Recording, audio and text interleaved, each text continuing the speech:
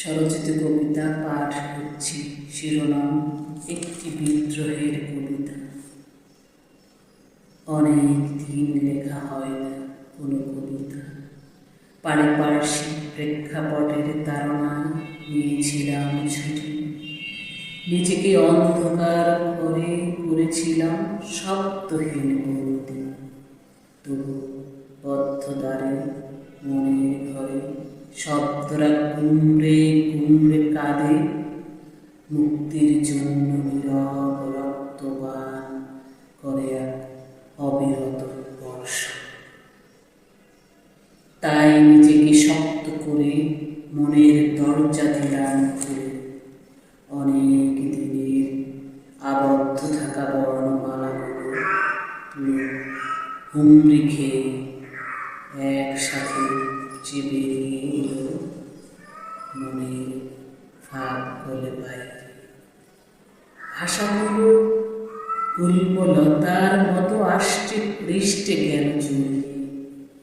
বর্ণমালাগুলো তাই সাজাতে পারছি না সুবিন্যস্ত করে।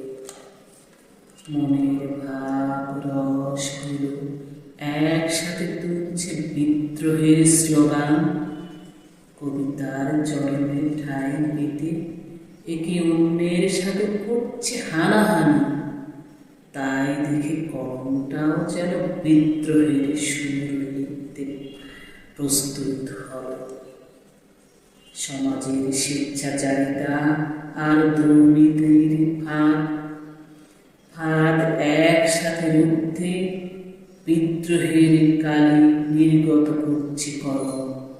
প্রকাশ পেল তা পংক্তিতে।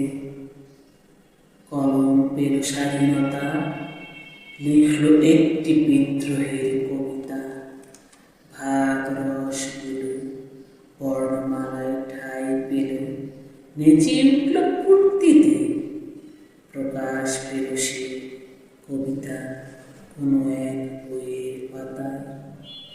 শোষক গোষ্ঠীর টনক নড়ল, আখ্যা দিল কবিকে দেশদ্রোহী। দুর্নীতিবাজের করাল গ্রাসের তোপে বন্দী করল সেই কলম সৈনিককে।